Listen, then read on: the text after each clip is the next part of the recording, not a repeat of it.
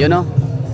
Gusto ko lang i-share sa inyo na yung dami ng tao na nakita ko natin kanina sa unang video ay wala pa pala sa kalahati yun. Oo. Kasi ito na yung tunay na crowd at ang time check ko natin is 7:53 or 7:53 pa lang. So ibig sabihin na yung iba kakalabas pa lang galing sa bahay, iba papunta pa lang. So madadagdagan pa to ang crowd. So parang lahat yata ng mga taga-Tagum City dito ngayon sa nagagather sa kanilang City Hall ground. Daming tao. Walang i-share ko lang sa inyo. Palabas lang din naman na tayo. Ako na-surprise or na-shock, like hindi ko to inasahan na ganito pala kadami yung tao. I mean, mas marami pa pala sa aking nakita kanina. Akala ko kasi yun na yung crowd kanina na na-witness natin, nakita natin nung early as 6 PM, no? Nung pagkabukas ng Christmas tree. So mas marami pa pala. Daming tao. Oh. So tayo yung parang first batch na pumunta rito sa area, tapos ito palabas na. Ayun, marami tayong mga kasabayang palabas na din. So first batch, no. So ang next batch naman ayan na sila, papasok.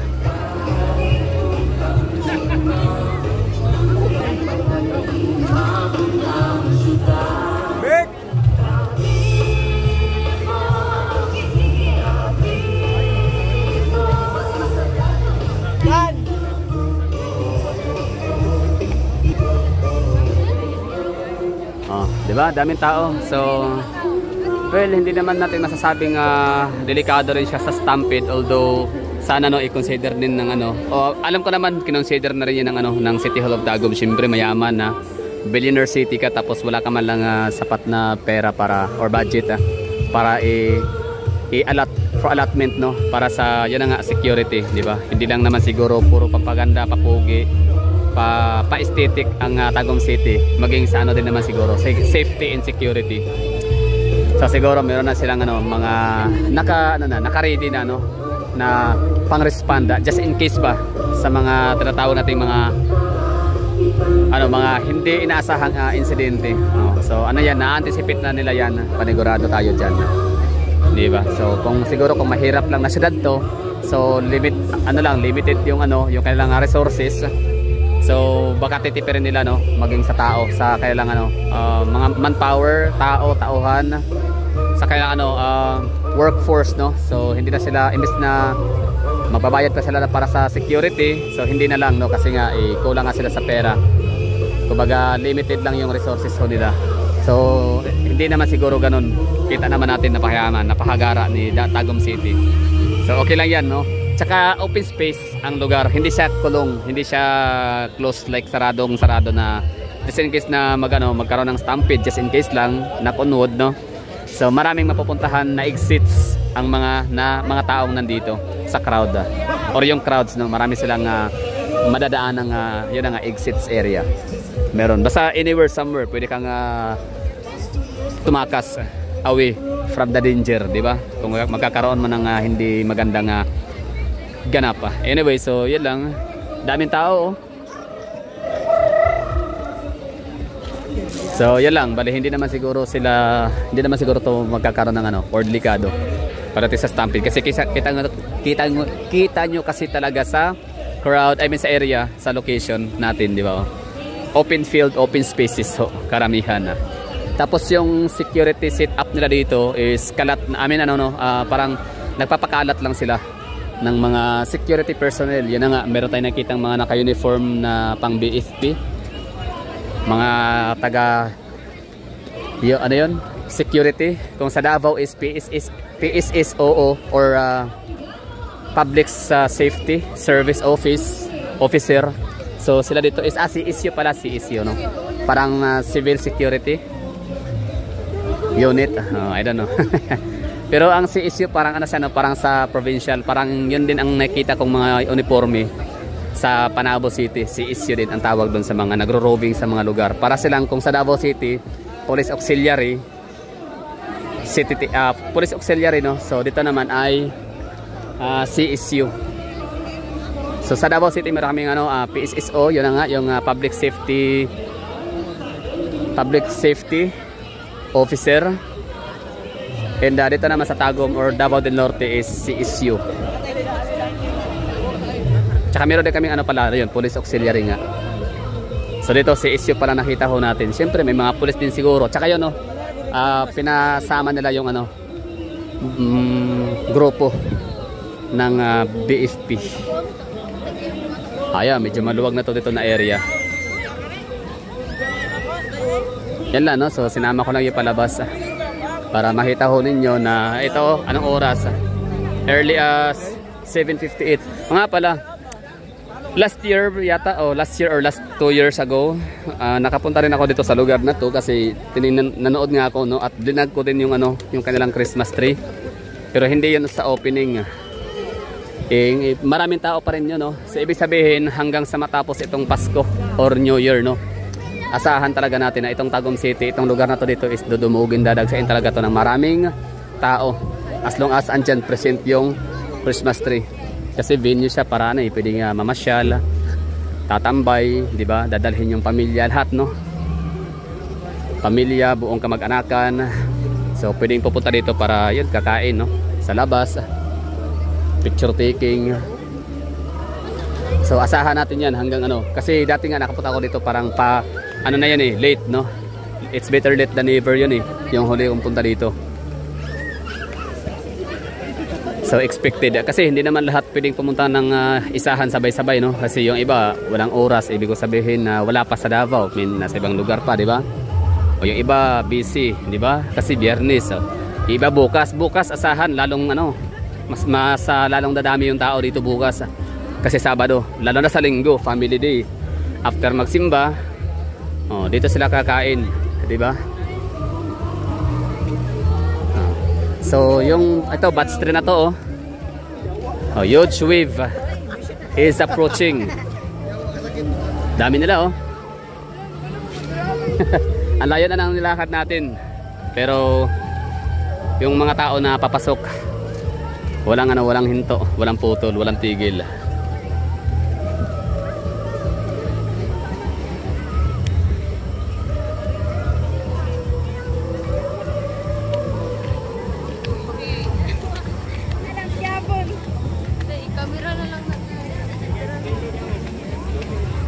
Yan, dami nila,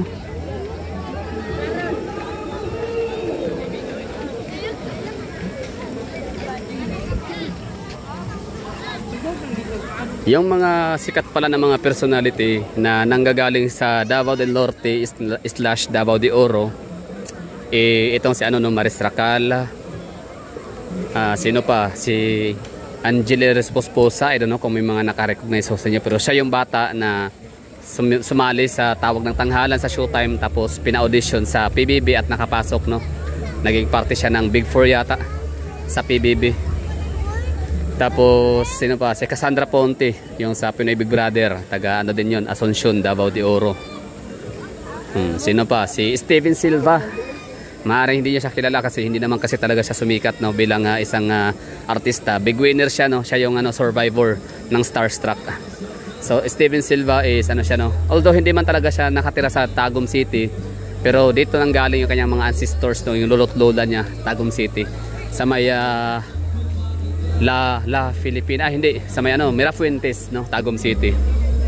Ang kanyang mga yung nanay, lolo't lola niya, so diyan nagmula, Steven Silva. Tapos sino pa? Cassandra Ponte, yan nga nabanggit ko na. Yung nabaliw na singer, si Lovely Emboscado ng GMA, finalist din siya ng ng Just Do It ba yun sa GMA. Sino pa? Si Julia Serad, finalist din, no, sa The Clash.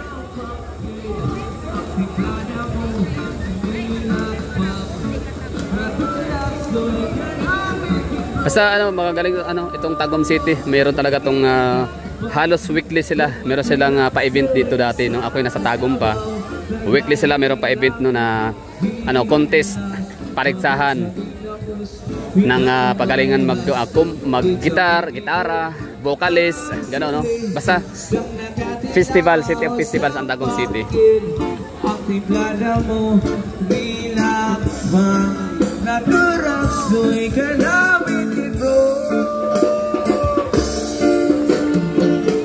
So di ko alam kung street busker ang tawag sa kanila o baka hired sila ng asosasyon, no, ng mga nagtitinda rito. Baka meron silang chip in ang mga stalls dito ng mga kainan para mag-hire ng performer, di ba? Parang pakonsuelo, dagdag attraction sa mga kumakain, sa mga tao para ganahan na kumain sa lugar. Kasi may patugtog pa banda. So sa Davao City, wala talaga tayong ganito na event area, or wala tayong ganitong area sa Davao City na kung saan nagagather yung hundreds of thousands sa Davaoenyo, except sa Araw ng Davao and Kadayawan Festival, kasi meron tayong mga pakonsyerto, no? May pakonsyerto or handog na pakonsyerto itong natin, LGU or City Government of Davao. So ginaganap sa may San Pedro Square. Oh, walang humpay, no? Walang nakatapusan ng approach ng mga tao papasok paloob.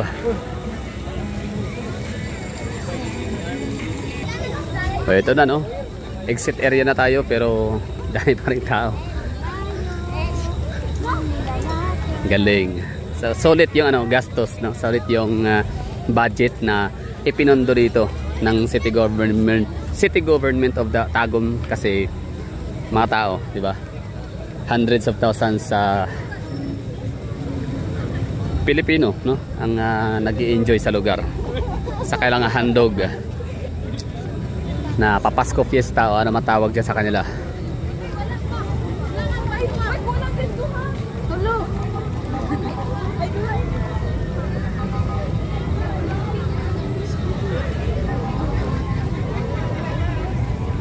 Okay. Exit na tayo. Pero kita nyo pa rin daming tao. Dagsa pa din.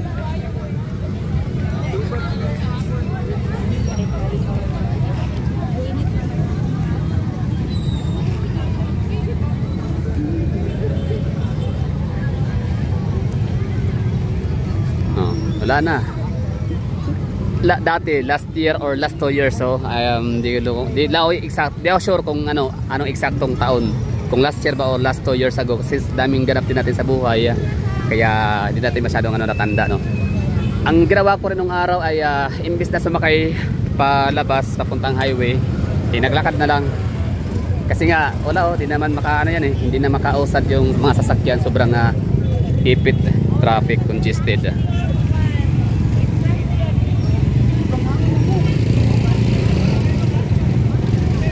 Daming tao.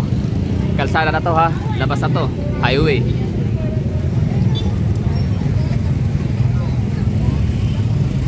Okay. Okay na tayo dito. Hanap na tayo ng area kung saan pwede tayong pwedeng kumain. Tsaka yung Starbucks puntahan natin, no. Kung meron. Sana meron. I mean, parang meron na yata, no. O baka under construction. Tingnan natin.